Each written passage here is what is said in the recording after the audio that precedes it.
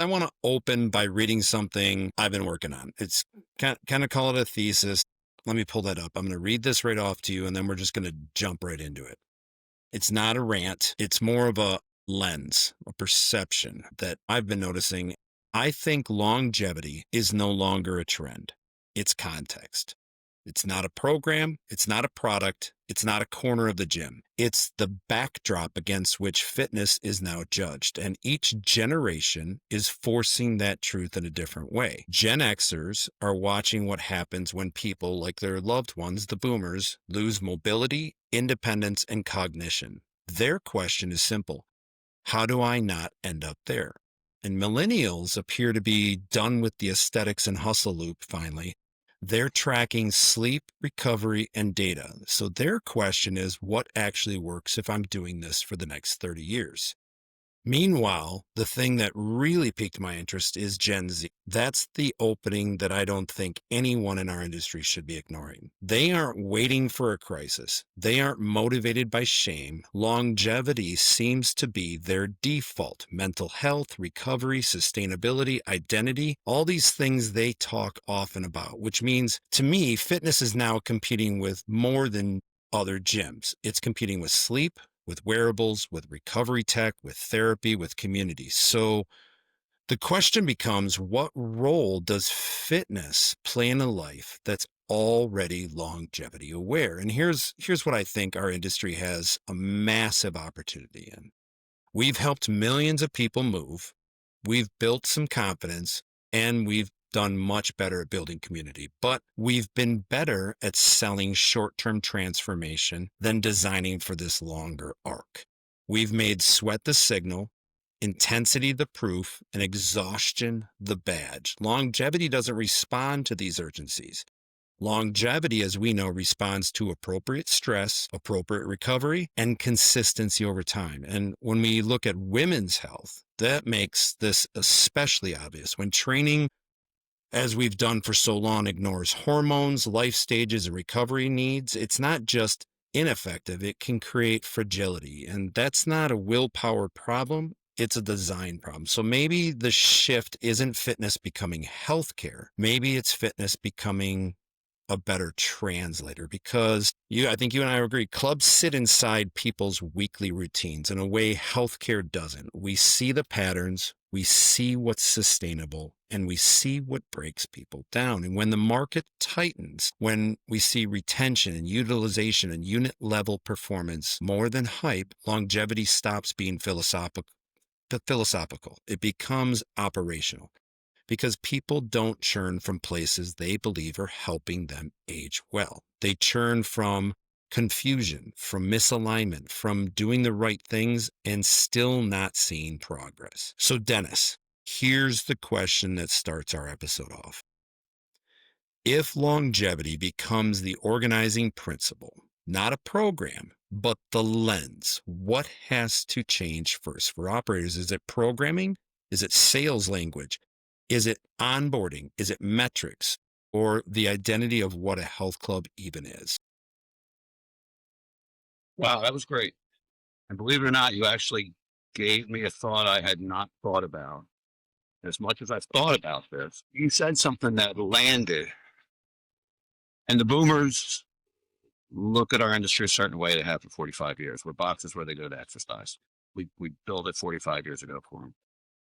Extras you nailed. I own a couple millennials, so I know how they think. The Gen Y, as much as we can say we study, and we don't know. They haven't been around long enough yet. What you said that just grabbed my attention is we may not be health clubs anymore. Longevity has gotten so loud. The word, it's gotten so loud that we might actually be longevity centers in the guise of the pub. If you ask filmers about what we were a place where they went to do their group exercise and meet their friends and do their thing. Longevity may be so loud right now when people are looking to buy. I don't know they even understand this is a biz. There's a whole nother podcast. Yeah, well, I figured out why. Okay, is that good? Yeah, that's actually perfect. Okay. what you had me thinking, and I need to think more about it. Are we now longevity centers in the eye of the public? And are they walking into our clubs, not asking about, you know, what equipment you have, you know, with a recreational mindset? They may be coming in with whatever their thought is of longevity, or even maybe like looking for an answer to longevity. And if we don't have it, they might go somewhere else. So let's answer your question. What do we need to do as an industry? Well, number one, we can't hide from it. It is much too loud right now to hide from longevity. You nailed what boomers think about it. You nailed what millennials think about it. You nailed what Gen X thinks about it. You're right on about that. I don't know what Gen Y thinks about it yet, because what did we think about it at that age? We were never going to be that old anyway. True. But there's no doubt that it's not going away, and it's only going to get louder because there are people out there making businesses out of the tentacles of longevity. Not to get on a tangent, but I mean, I saw the other day an ad, microdermabrasion was being touted as longevity. Okay, now that's longevity. So what that was telling me is that there's going to be a lot of people taglining longevity onto their product and their program because it's that much of an attention grabber. Now, what we need to change, to answer your question directly, is while there's a lot of noise out there and a lot of businesses being built, people tend to grab a message and build their business around that message. Like influencers will grab whatever, like VO2 Max was a big one, just to like make this simple. So there will be influencers out there that build a business around, you know, VO2 Max being their longevity product. There are people now building businesses around peptides and GLP-1s and making that longevity product. So as wide as the offerings are, people are kind of focusing on that. Here's what I don't see people focusing on, because it's not flashy, it's not new, and it requires work. It's not taking a pill or a shot or whatever the case may be. And that's a healthy exercise routine. And the fact that, and I've had this discussion with actually a number of exercise science folks, the core of longevity is living a healthy lifestyle. We can talk about all of these other add-ons, cold plunges and peptides and all of that stuff. But the bottom line is, if you're not doing a rounded, healthy, healthy, right amount of cardio, right amount of strength, eating properly, getting the right amount of recovery time, managing your stress, and now this is coming out, and it's really important, having meaningful relationships in your life, none of that other stuff matters. None of it.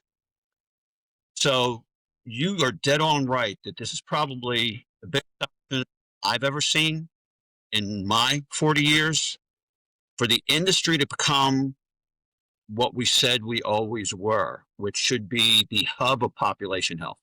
Yes. We should be the place people go. We should be the place doctors say, go to this gym. I liked your thought of, should we be going into the medical space? This whole medical meets fitness. We aren't ready for that. I know there's going to be a lot of people that are going to argue with me about this. We are not ready to be medical meets fitness. We're just in the real sense of the word, where doctors are going to be comfortable sending people to us or us to be seen that way. But what we can do, what we should do, I'll get right to the point here. What we need to do is own the message within that longevity balloon that longevity requires a proper exercise program within your lifestyle. Exercise being cardio, strength, and being done at the proper level. Just showing up and turning the machine on and jumping on it. We can't do that anymore. We can't sign them up, kick them out on the floor, hope 3 out of 50 show up for their initial assessment. We need to, at hello, be a results-driven operation. That is not intuitive to our industry. It's just not. So we need to create that model where people come to us to get results, because people expect out of longevity that it's going to have some effect. This isn't just going, okay, I got my 3 workouts in, I checked the boxes, and now I'm going to go to the sports bar or whatever the case may be.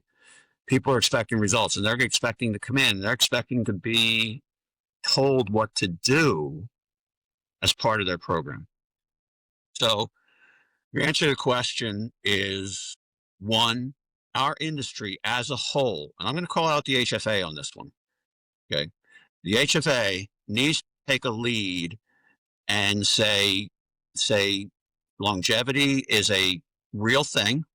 We're going to take the lead on being the place you go to get the direction and the support you need to have a longevity-based exercise program designed for you, and teach you how to do it right so that you're getting the return and the results that help you reduce your risk of all-cause mortality. That's the secret word that everybody's putting out there. So I think the HFA needs to take a lead on this, much like they did back in the 90s with wellness. If you remember that, they were sending out posters and they were pushing out the wellness concept everywhere, or set the time.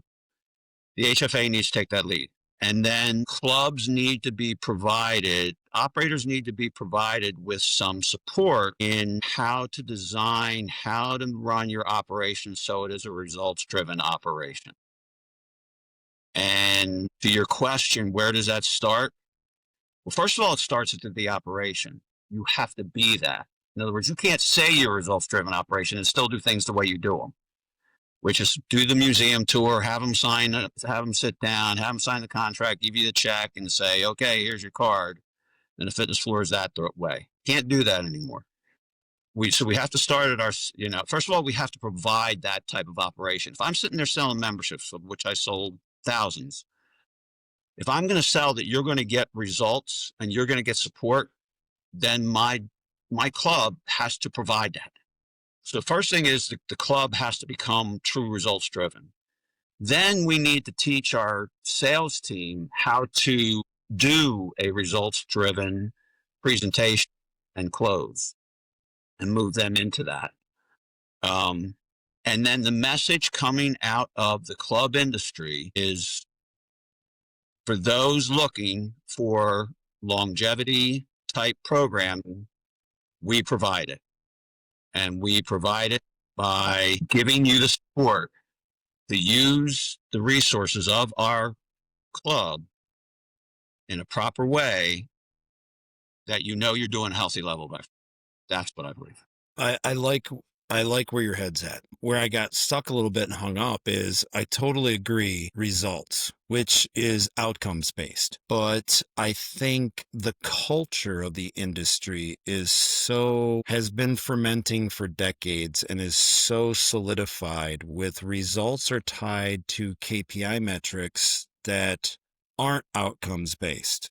They're operational based. So we're talking about pivoting an entire industry from results using operational metrics to outcomes. I agree. I don't think the industry is prepared to move towards that healthcare model that measures outcomes. I often wonder, because let's look at the biggest opportunity is Gen Z. Gen Z is moving in a new direction that the industry is struggling to decipher and determine.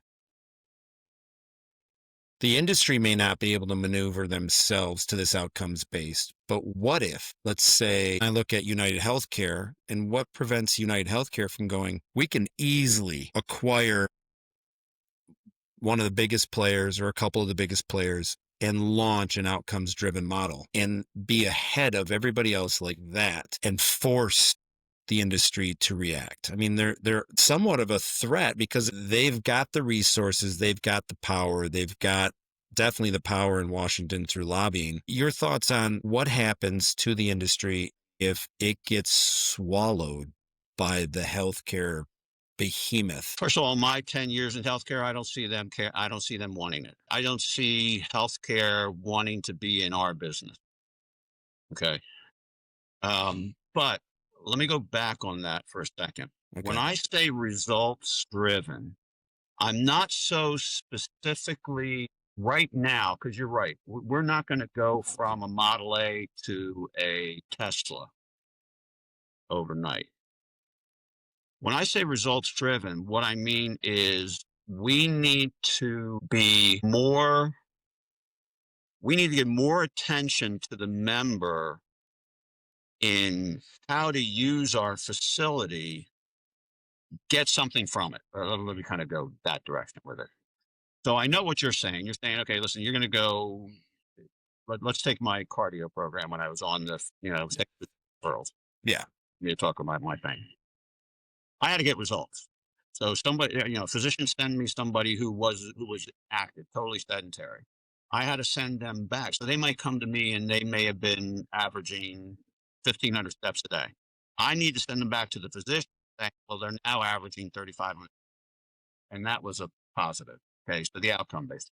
I get what you're saying about that. I'm not particularly suggesting that we are ready to go that far yet, where every person comes in, we start a baseline and we get them to a goal. What I'm saying is if I'm sitting in front of you, Adam, now, and I'm a sales guy. Okay. So Adam, first of all, we have to teach our sales reps to ask for the what, not the why. I mean, the why is okay, but the why is like, I got a wedding, my wife told me, my doctor told me. I can't, I don't have a way to meet that expectation. Okay.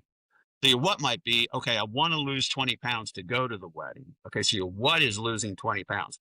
So how are you going to use my facility to create the best opportunity for you to lose the 20 pounds? Right now, our only answer is get a personal trainer. We need to do better than that.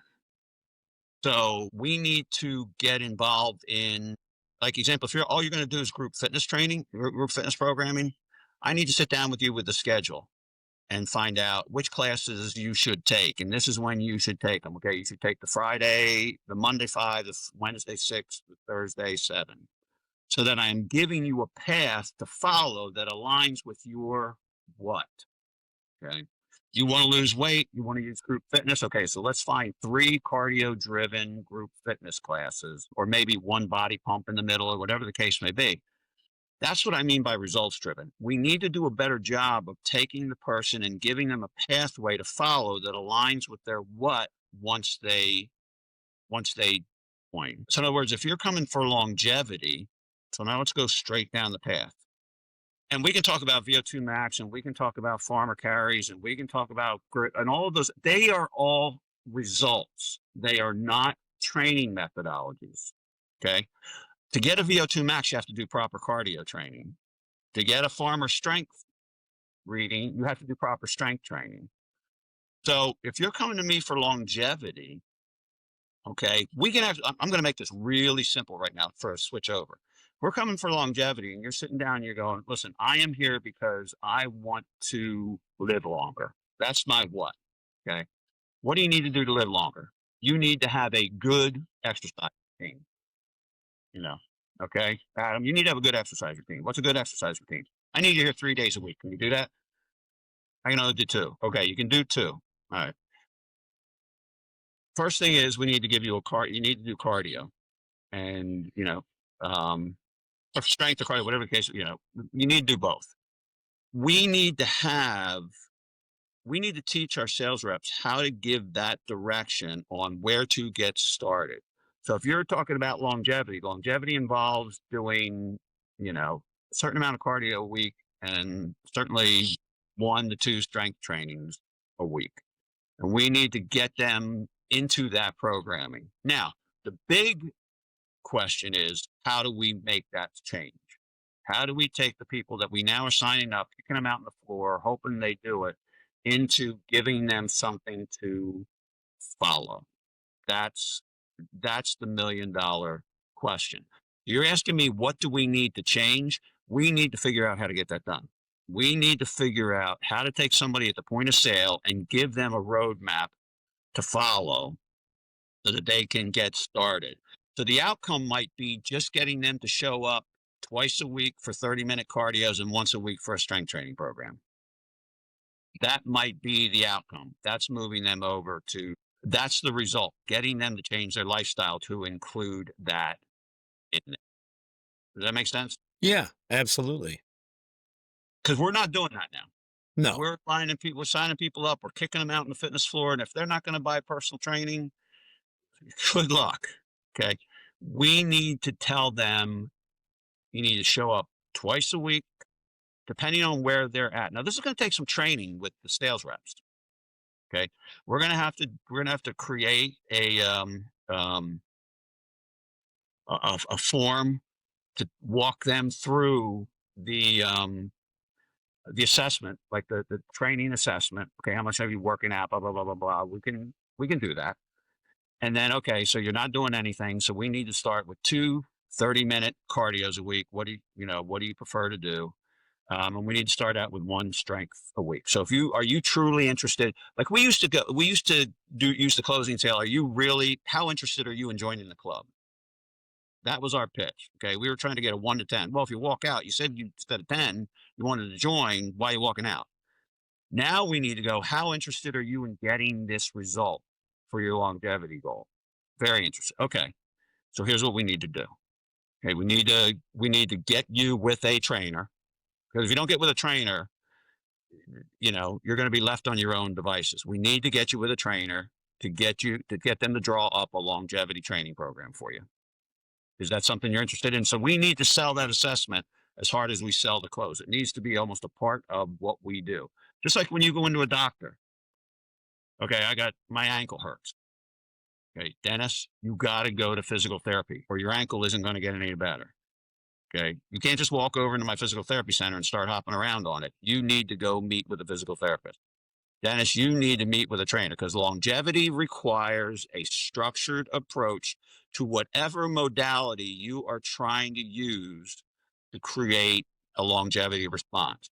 Just winging it isn't going to help you any. So we need to be able to have the offering, and we need to be able to sell it properly. So your answer to how we get there is those 2 things. We're not ready for the medical yet, not by any stretch. Our trainers aren't ready. Our operations aren't ready. We don't have anything to offer the medical space to get them to refer to us. So we need to take care of the general public first. And if you want to deal with physicians, and I did it, they expect results when they send somebody a modality. We're no longer a gym when you start working with physicians. We're a modality. We're physical therapy. We're occupational health. We're that sort of thing. And when a doctor sends somebody to physical therapy, they better come back better than they went. So if we're going to go play in that game, if you're saying medical meets fitness, I envision medical meets fitness means we're integrating with the medical space. If you're telling me medical meets fitness means we're just distributing peptides and GLP-1s and that sort of thing, that isn't medical meets fitness. No. Okay. But if in true medical meets fitness, we're integrating physicians where, again, like I was able to do, physicians sent me people. I was on the EMR. They send them to me just like send them physical therapy, but I better send them back better. We're not there yet. Let's just figure out how to bring somebody in and how to get them onto a program where they actually know the first time they come into the gym, I got to get on the treadmill. I got to put it at 4.2 and I got to go for 30 minutes. And if I did that, that's great.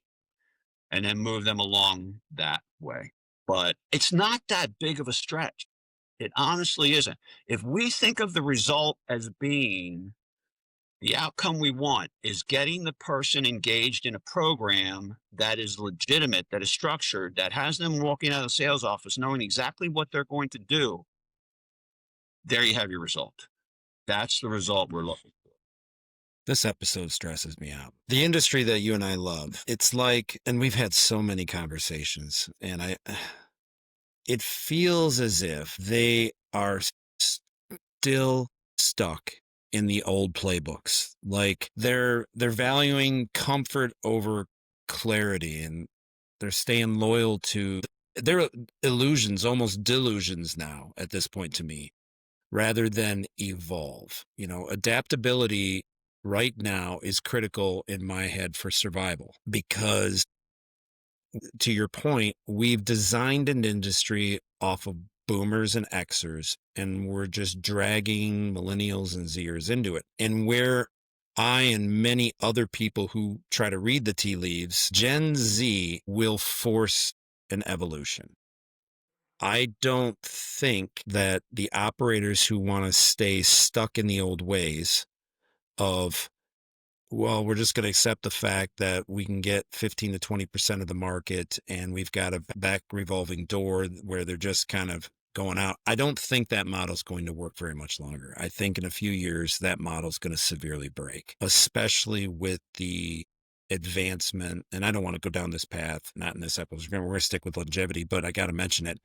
The advancement and acceleration of that advancement in tech is going to force the change that the industry that you and I are talking about, because at an operator level, it won't be so difficult to implement some of these programs, but those that wait are going to be left way behind. I think Gen Z is shopping with their dollars and they're spending and they've got less disposable income than the other generations, but they're spending more of their disposable income on all of these, you want to call them longevity metrics. And they're not spending it at just one place. They will go find it regardless of, the traditional roadblocks that we used to look at. Gen Z is going to find what fits their desires and wants. How do we create a clear enough message, or maybe to your point, push the HFA in this direction where HFA, we've got to start taking back longevity and truly defining it instead of it becoming this buzzword that's just being sprinkled everywhere. And why I keep pushing back on the word results, because you and I have sat in these meetings, we've been in this industry long enough. When they say the word results, those leaders that are currently in the industry, their brain is going to snap to the framing of operational KPIs. And I think we need to move away from results, because I say it all the time too, to outcomes.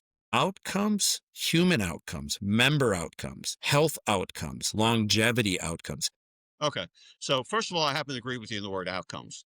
I just get yelled out by Rocco every time I use outcomes because he likes results. Okay. But once you get into the healthcare world, if you use the term results, they smack you in the head with a stethoscope. Yeah. They don't even know what that word means. Yeah. Okay. So if we're going to go into medical means fitness, we need to stop using the word results because we sound like a gym.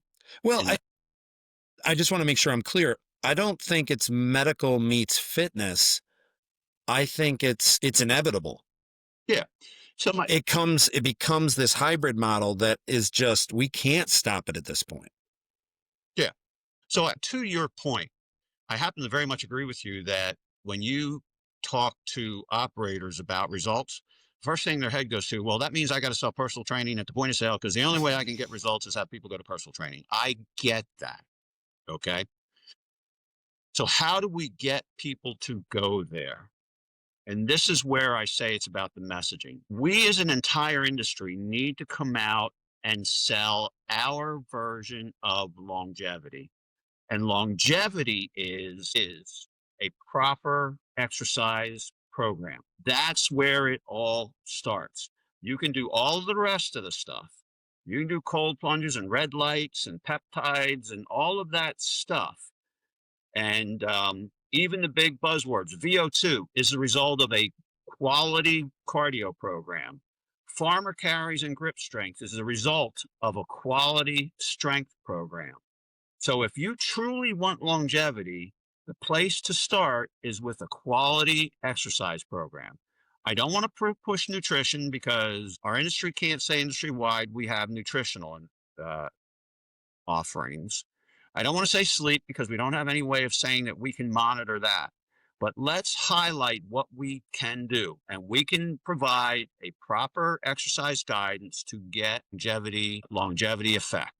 And maybe that's the word, longevity effect. I don't know. I'm not a wordsmith. But your point's very true that outcome results, whatever you say, the typical operator goes, so I got to sell personal training at the point of sale, which we all know does not work. But if you want and let's face it, longevity is not an immediate outcome. It's not like a GLP-1 that you expect 3 months from now you're going to be down 20 pounds. A longevity product is a long-term effect. It's saying reducing your chance of all-cause mortality. It's not like I wake up a month from now and I know that I'm going to live another 10 years. It's almost like your retirement investment. Okay. You Yep. don't see it now. You don't see it 5 years from now, but you're certainly going to want to see it when you're 60. Okay. And that's what longevity is. It's an investment in your health for the rest of your life. And that's what we're doing. We're your 401k deduction every week. And if you keep putting $100 in every week, by the time you're 60, you're going to be okay. So I think I think it starts with the message that yes, longevity is here. Longevity is a real thing.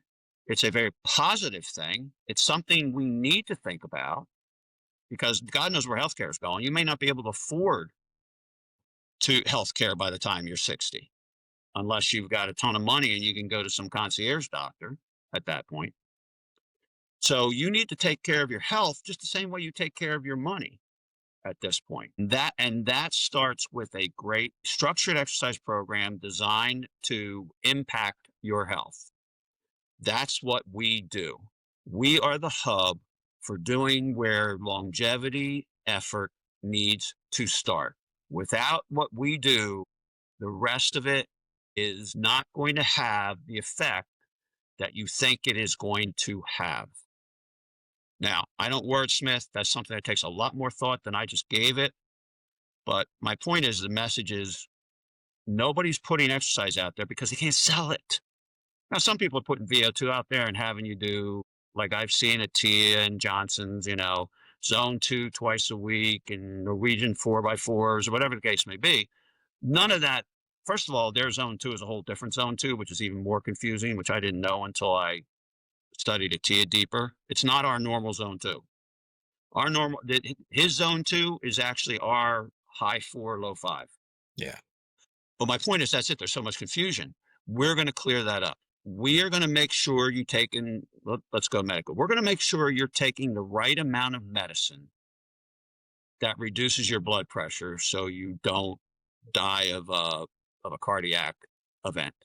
We're going to make sure you're doing the right amount of exercise so that to have to align with your goal of keeping yourself healthy as you age. That's what we do.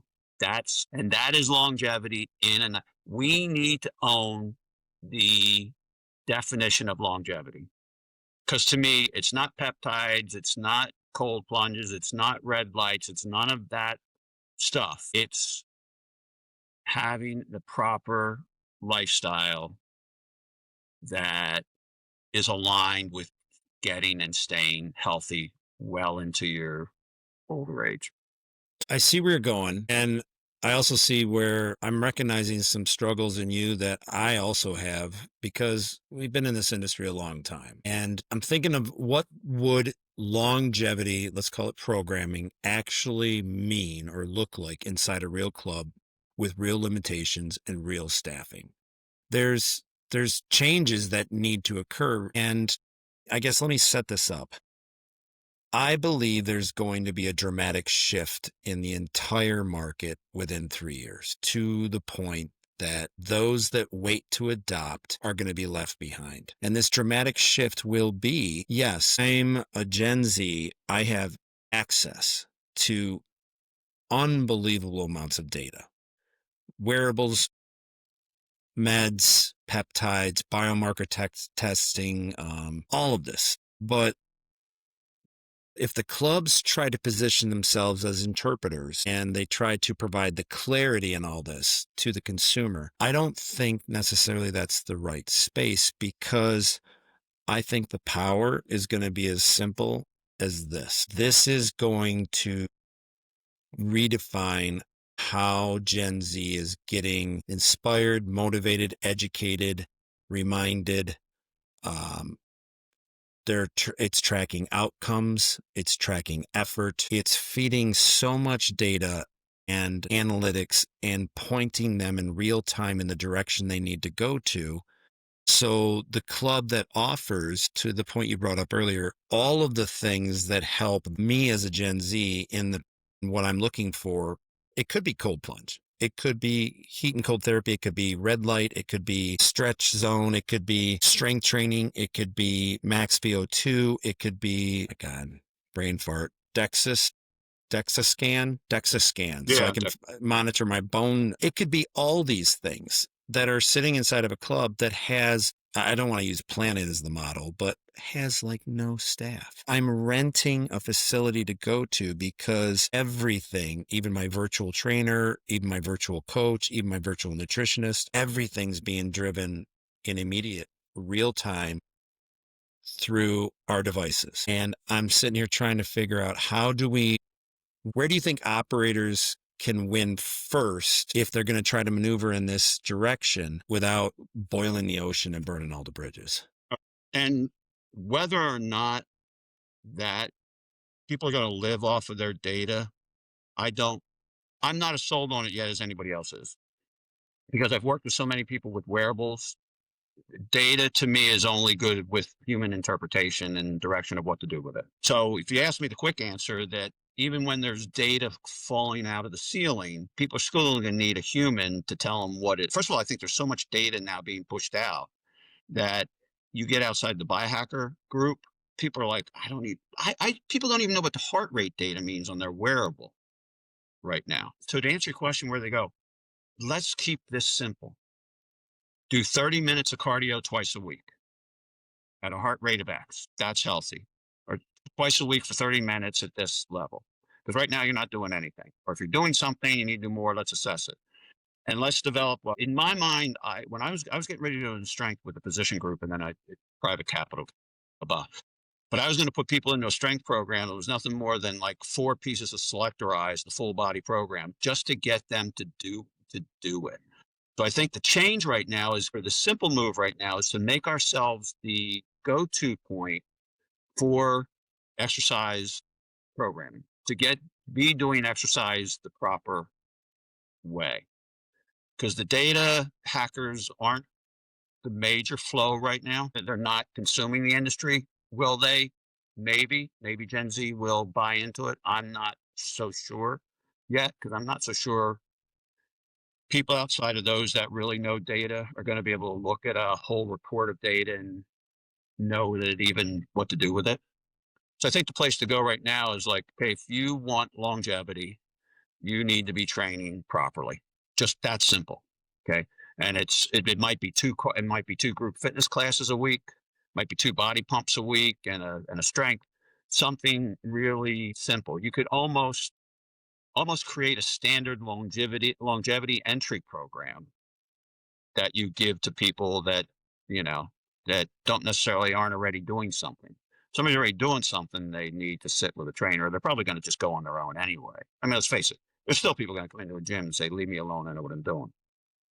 But the other person that comes in for longevity, you say, look, okay, 2 30 minutes of cardio and 1 day of strength. This is a step up program. First, we just need to change your habit. That's where I believe we can start right now. Because our weakness, where does our weakness lie? Our weakness lies in how we sell. We need to teach the salespeople how to sell, that this is something they need to do. We need to give them something to sell. And then we need to be able to provide easy access to that program that we give them. That's what I think we can do. Rocco and his ramp program is a great start with strength.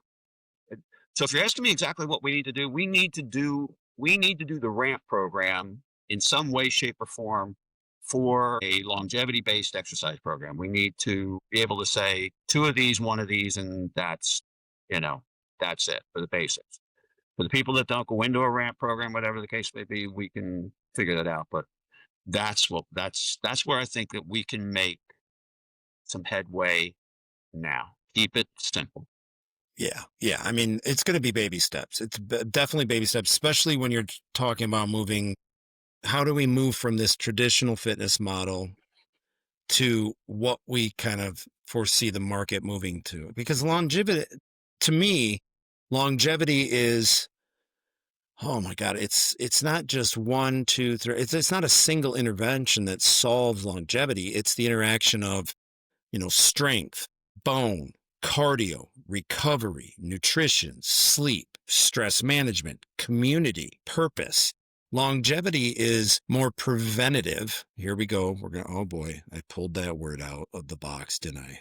Not reactive. It's not waiting until symptoms appear. That's already too late. It's more of Gen Z is more about health span and lifespan and longevity, thriving, flourishing. It's almost like it's more independence is the real metric that may be getting tracked. And I just struggle with, part of me doesn't even want to waste time with salespeople, especially salespeople who've spent too much time in this space, because I don't think we're going to be selling as much as renting. So, to your point, yes, longevity is all that, but no one place is going to be able to take all that on. Okay. So let's be the master of one, not the jack of all. The master of one is the exercise component. Yeah. Listen, if somebody wants to do all of those things, we aren't ever going to be that, ever. Unless somebody comes up with a box that you put in gyms and they're the longevity centers and they're doing the peptides and the sleep and the stress, we're not going to be that. Maybe you made me think of something. Maybe we are no longer going to be just a fitness industry. Maybe there's going to be a split to, yeah, there's the fitness industry over there. That's where that 20%, well, it's probably down to 10 or 12% by the time you suck out all the longevity people. And then there's this new space where there's going to be different operators, master of one thing, not providing at all, but maybe there's a whole new industry that's technically evolving from this. Is that fair to I, say? yeah, oh yeah, and that's when we get back to what you said. You gave me the first that idea when the very first thing I said, that we're not health clubs anymore. We're longevity centers.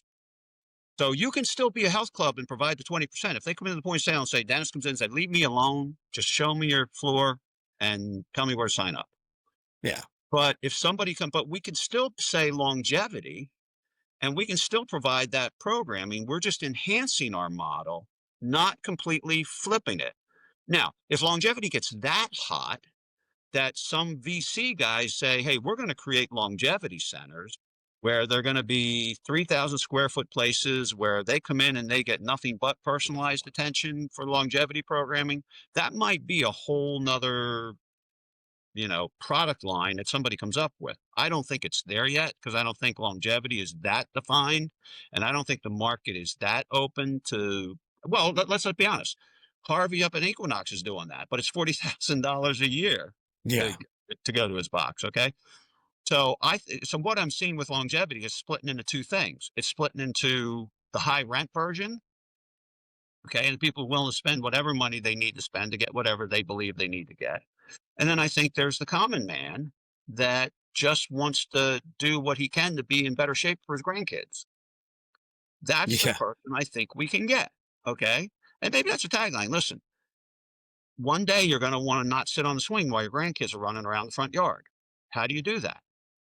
You get and even Atia, I should send you this. Atia did his percentage of reducing risk of all cause mortality. And he did blood pressure and all those, and they were in the 20, 30%. Then he goes up to strength conditioning, has a 250% reduction of all risk mortality. And cardio fitness has a 450% reduction of all cause mortality. Okay. Now, how do you get that? Well, you train proper cardio and you train proper strength.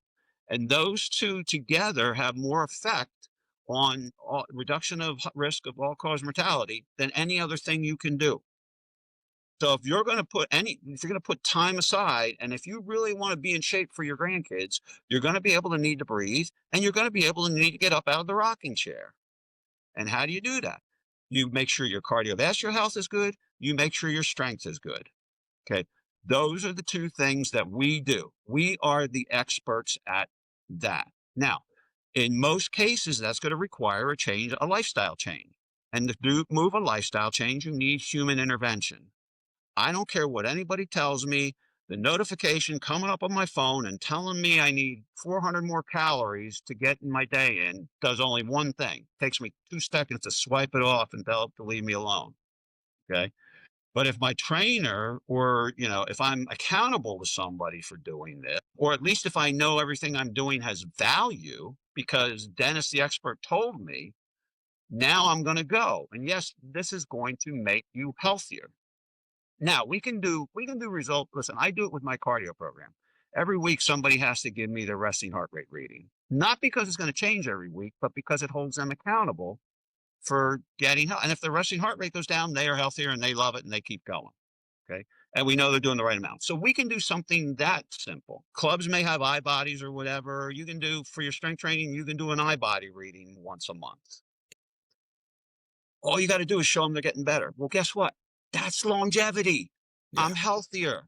Okay. I win. Let's simplify this message. It's what physicians liked about what I did. They didn't know whether 3,500 steps a day was good or bad, which, by the way, it's all the intervention level, according to the American Heart Association, is 3,999 steps. 3,500 steps is still the intervention level. But doctors loved it because it was better than 1,500 and they were healthier.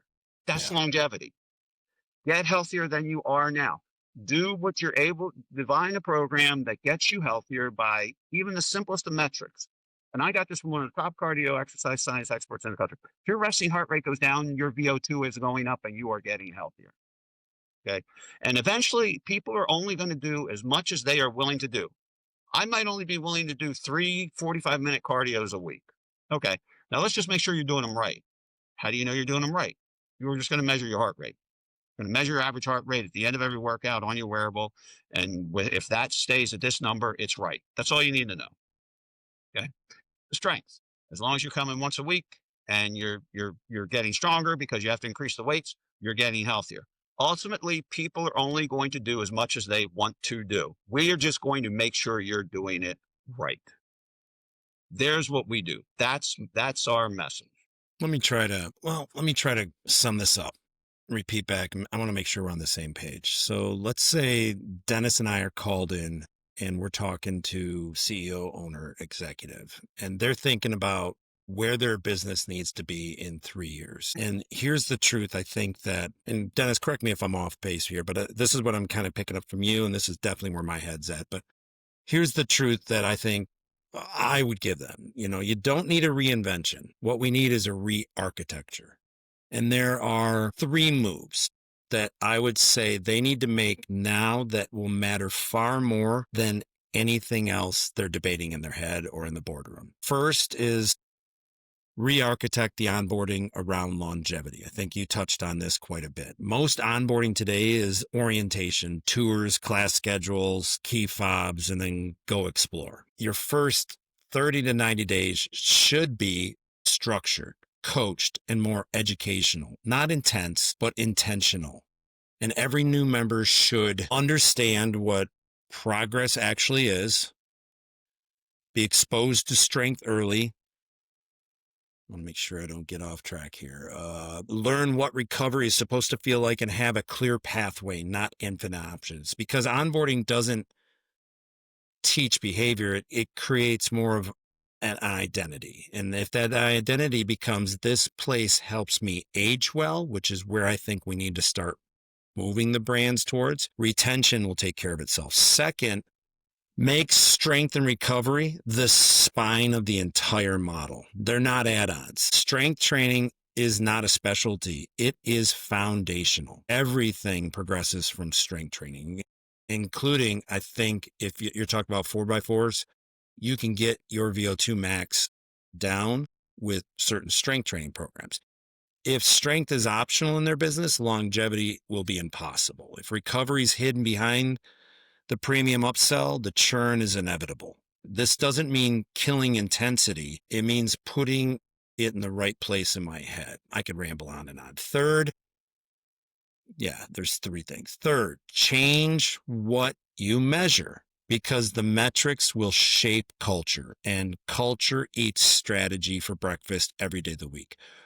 I would be telling them what you track is what your team is going to prioritize. If you're worshiping and continuing to worship check-ins and class counts and short-term acquisition spikes and yada, yada, yada, you're stuck in the past in that short-term business model. I would say start measuring retention, but by cohort, utilization per member, strength, participation, coaching, not participation, but maybe attachment, inactivity beyond 21 days, first 90-day completion. And I'm sure there's a list of others, but those metrics reward sustainability and a longevity model in my head. They reward competence, and they reward more precisely the thing that you and I have been talking about, outcomes. And 3 years from now, watch what the investors, watch what your partners, watch what your members actually will reward you with. Am I missing something? No, I don't want to waste time. You nailed it. That's exactly what I would tell a group of investors where this industry needs to go. People need to know that when they walk into a club, they're going to get something in return for their investment, not just join in a box that allows them to do an exercise workout. They need to come just like you go into a doctor. I expect to get better by seeing this orthopedist. I think he's going to fix my shoulder pain. And he's going to do it. We need people to think about that they're going to come in and we're going to grab them by the arm and we're going to assess what they need and assess what their what is, and we're going to give it to them. That's where we need, that is exactly where we need to go. And you're right that the operators need help. It's why Rocco and I formed MASA, the Make America Strong Again program. You're right that strength needs to be core of it. Absolutely right about that. But you are right. If you're going to Mark Cuban answer this, you need to be a place that people go with the intent and the expectation to get better. That's what you need to become. Yeah, because we're living off of the fit and the healthy already. That's our 20%. We've built a successful business off of the stealing of the 20% back and forth from one another. And that 20%, I don't think we have to worry about. They are already motivating and inspiring mostly themselves, and they're going to do what they're going to do. It's that other 80% that truly they're going to want access to this stuff. A big chunk of that 80% is going to eventually be Gen Z, Gen Y, and so on, and they're going to want access to this stuff. So if we're not thinking about these problems right now and coming up with solutions, I think we're in trouble. And I think it opens up a space for, I know you don't, maybe I'm wrong. I just don't see why I'll just say it, I'm United Healthcare. I see an opportunity. I've got so much money, profit that I'm just sitting on, and I know we need to improve, and I see this direction happening where I'll just go acquire Crunch. Let's take over Crunch and just flip that Crunch model into few little tweaks, and now I've got every one of those Crunches capturing HSA, FSA, medical dollars, reimbursements through simple little tweaks that I can put in there that work. And I've got a whole shit ton of providers on the backside that I can plug in to this EHR, CMR model, and then it's done. Then they just started kind of taking over the whole industry. I don't think so. I just don't. I hope not. I know the mindset of the healthcare world. They aren't even looking at us.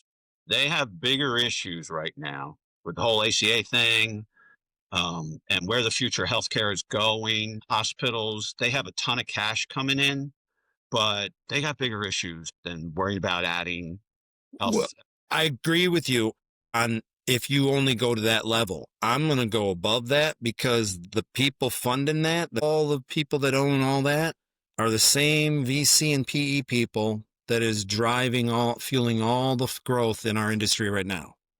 And but those decision makers, it's not covered by insurance until not yet. It won't be. Trust me, Adam. In our lifetime, we are not going to see exercise covered by insurance. We're just not. Okay.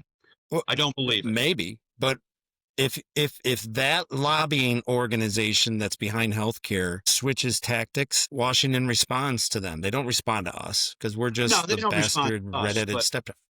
yeah, I don't see it happening. I don't see health insurers wanting to put money into it. I don't see it. The health insurance business is an expense cutting business, not going to take it on. So what is the health insurer getting out of paying for exercise? And if it's not paid for by insurance, the person isn't coming. I can tell you that from personal experience. Because even when I was on the EMR, I still had to sell the 12-week program because it was out of pocket. Running right next to me was a nutritional company that the insurance covered. His referrals and his compliance was 5 times what mine was because they showed up, the insurance paid, and that was it. So insurance they have no gain in paying for exercise. None, none. They're looking at cutting GLP-1 reimbursements now because so many people are taking advantage of it. So I hear what you're saying. Um, I don't think the model, even in our best attempt that we're going to create, is going to be something that interests the medical world. You made that point earlier. Okay. We're never going to get to that point where we're going to be able to be a medical modality level. We can be a support mechanism, but we're never going to be physical therapy until the day, and this is never going to happen in your and my lifetime. There's never going to be state licensures for providers in our industry. And right now, the medical world only reacts to state licensed providers. We're never going to have that. Our industry is going to fight it. Brian O'Rourke even said if that ever happens, it's going to be the worst thing that can happen to the industry. Okay. Because that kills the other side of our business where we're being told what to do by state agencies. That's never going to happen. So I don't think we need to worry about that. I don't think we need to worry about that. We just need to, you said it, re-architecture, I think was your word. My word is enhancement. Okay. Yeah. My word is let's keep our 20%ers because they're paying the bills. And we can keep them without changing anything. That's going to keep happening. But let's enhance that for the people that come in and want real support. And let's enhance that, but in a simple way, just by simply giving them a roadmap to follow once they join. And it doesn't have to be anything complicated. And right now, we don't have to measure a whole bunch of metrics. In their cardio, we don't let, and again, some exercise science can jump in on this and override me, but resting heart rate, just check your resting heart rate, once a week. Actually, walk over a trainer, you can do it yourself or whatever. Put it into a database that monitors your progress. Okay. To your point of adding technology with strength, do a 1 RM bench press once a month. Load it into your database. Let's create a progress tracking database. It's really, really simple. Okay. And if those numbers are getting better, guess what? You're getting better. And people are going to train to their natural level. I've seen it in my program. I've seen people where they finally go, okay, Dennis, that's as far as I'm going. 3 times a week at 45 minutes at a heart rate of 135. That's as much as I can possibly do. Okay, great. Then we got you as far as you can go. And as long as you're going to maintain this for the next 30 years, you got a better chance of having a healthy 60, 70, 80 years of life than you do if you don't do this. That's where I think where we go with it. The medical world is not going to understand that. They're not going to understand that this is a human element, that we take the person where they want to go, not where we're like, if I go into physical therapy and if I did what I wanted to do, I would walk right back out again. I want to do it. Okay. But that's not the medical world. Dennis has to go in and go through his full range of motion of shoulders. I'm getting yelled at by my orthopedic surgeon. Dennis, you're going to ruin my work because you're not doing your physical therapy. Get back in there. That's not our world. Our world is meeting Adam where he's willing to be met. And if I get him a little bit better, that's what we do. But what we are doing is doing better than nothing, which is nothing is what we're doing right now. You and I have watched plenty of fitness floors where the person's doing the same flipping thing on the treadmill they were doing 3 years ago. Okay. That's not longevity. That's just No. checking off the box that you went to the gym this week. Okay. Yeah, that's stuck Well, in comfort zone. yeah. So we need to say, are you here just to use it, Dennis? Okay. Then here's your key fob. Go enjoy it, because you're not going to get Dennis to listen to anything. He's going to do what he wants to do. And that's fine. We can still fill the gym with that. Now I don't know what I'm doing. Great. Let's sit and talk. And then, actually, I know Harvey up in Equinox has a structured response to anybody comes in that's on a GLP-1. It's just got a very standard way of doing it, very basic, whatever. And he doesn't have his trainers wrapped up in it. He has just a basic program for the GLP-1s to do. We can do the same thing if somebody's coming in for longevity. Here's a basic starter program. Here's what you track. Plug this into your software. You know, here's your portal. Every week, check your resting heart rate when you wake up Friday morning and put it into your portal. Once a month, do your 1 RM for bench. And, maybe a red light beeps when you're not progressing and a trainer has to call you. I mean, there's ways we can go, but again, the point of all this is, let's be the master of one, and let's deliver the message that if you're not doing this, nothing else matters. Let's just say, screw all of you. I don't care what all of you think about long. Peter, I don't care what you think. Brian Johnson, I really don't care what you think. Okay. Here's what I'm telling you. You got to do this. And I'm telling you, if you talk to real high level exercise science experts, they're going to tell you that same thing. They're going to tell you that you got to do the basics before any of this other stuff even. And there's not even proof on most of this stuff anyway. There's supposition, but there's not a whole lot of proof on a lot of the stuff that's out there. But there is certainly proof of my cardiovascular health. If I got a resting heart rate of 40, I'm pretty doggone sure my cardiovascular health is pretty good. And if my 1 RM strength keeps going up, my strength is pretty good. I'm going to have a good, healthy life. That's just physiological fact. Okay. All the rest of it, you can add that in if you want, but that's my point. Let's start there. Let's do that right. Let's own the message. The heck with the rest of the longevity world. We're coming in and we're taking over. And we're going to tell people, yeah, we're not going to put them down, but we're going to say, this is where you need to start. If you're not doing it, and we will make sure you're doing it right at what you're able to tolerate within your lifestyle. Well, that's Dennis, I love your passion, man. Love it. I love all the experience you bring to the table, your passion, your insight. What do you have going on right now? Like, what are you working on? So my focus right now is on the Make America Strong Again project with Rocco Belay. There are actually two tentacles, if you want, to it. On one side is the club operations. That's kind of where my focus is. To your point, okay, how do we take all these operators who were Dennis before he started at Crozier Health, had no idea when you said, change your operation to be, to take the lead on bringing people in. I'm taking the lead on that side, because Rocco is taking, on the other side is a true medical side, where we are bringing in real medical experts and we are putting together actual medical programming with, scientifically based information. Because if we're going to really do medical meets fitness, we got to do the medical side, the way the medical world operates. Now, I was a director in the health system, but I'm not a medical science guy. Rocco's putting together a great medical side. I'm over here on the operations side working on, okay, so how does this look in a club? What do sales reps do? What is the onboarding process? How do we get clubs to adopt this without major disruption and something that they can maintain easily? That's my part of it. So the massive movement, the massive project is where my focus is now, because I absolutely believe this is the future of the industry. And to your point, anybody that does not adopt this type of mentality is going to be chasing the line them up, sign them up, and eventually that is no longer going to work.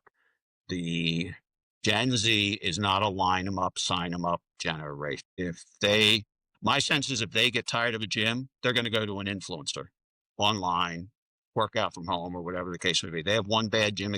Boomers just moved from gym to gym to gym to gym. They didn't like this experience. They moved to another one, and they eventually came back to us. The Gen Z is going to go out and do something. To them, a gym experience is, I believe, is a gym experience. They're not going to say, okay, well, I'm going to go from Edge, I'm going to slip over to the sporting club. They may just give up that experience. The gym thing didn't work for them. They couldn't get there. They didn't get the help they needed. They're used to reading an influencer and getting all this information, most of which they can't use, but they get it. To me, that's where we're going to lose. We need to realize how these people get information. They go online and they spend an hour just getting fed stuff. Yeah. So the master project is what I'm doing now. And this whole talk, I'm putting my money where my mouth is to help the industry try and make that change. Cause you're right. It's not as simple. For people who are interested, that want to learn about the massa movement, learn about things you're working on, learn about you, where do they find you? Okay. So the best way, you can either DM me on LinkedIn. Be happy to, I follow that all the time. My email address is Dennis at remotetrainingsystems.com. They're welcome to email me any way they want.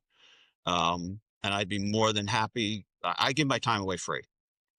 Somebody wants to chat and just talk about whatever it is, just DM me. I'm more than happy to bounce ideas off it. I'm not always right. 99.9% of the time I am, but I mean, but no, I think the best way to move this industry forward is just some honest conversation. Well, Dennis, thank you, man. I appreciate you coming back on. This was needed. And to everyone listening, if this hits you, don't just nod. Don't just push stop. Don't just move on. Pick one thing you're changing this quarter, one thing, and execute it like your future depends on it, because it probably does. And if you guys want more conversations like this, subscribe to NonFiltered, drop a comment, share it with your friends and buddies. With the biggest shift you're seeing in the market and what you're doing about it, I mean, I appreciate you, buddy. I appreciate you coming on, and I think this is something that we're just gonna keep doing. It's fun. Yeah, let's keep talking. I think I think you're doing a great job, Adam. I think our industry has lacked, except guys like me who would call guys like you and we talk honestly on the phone. This industry needs to have some open, honest conversation. It's that time. Okay. And I think I what was you're interviewing Albert, oh boy, Ramos Ramos. Jr. Yeah. Yeah. And he brought up a good point. He thinks we need to get a few people together and a behind the scenes roundtable, non-filtered discussions at HFA, to where you rip the band-aids off and only serious operators are going to show up, serious leaders that are ready for brutal conversations. Because, you've been in those rooms, you've seen those. It's more corporate polish, PR spin, and who's doing what, and who's got what coming. It's not truth. And I think he kind of hit a nail on the head, where at some point, maybe the massa movement needs to have a roundtable, or someone needs to do some type of roundtable at HFA that invites leaders in for brutal honesty. Because I think you're exactly right. What the lineup I've got coming on and the people we've already spoken to through NonFiltered, everyone seems to be hungry to just put it out there, to be authentic, to stop hiding behind the fog that the industry spins, the illusions we create. So I think you're right. There's something that needs to be said, but I don't want to go too long. I appreciate you, buddy. Let's keep doing this. This was great, Adam. Thank you for having Thank you. me. I love these conversations, and anytime. Appreciate you, my friend. All right. Thanks, bud.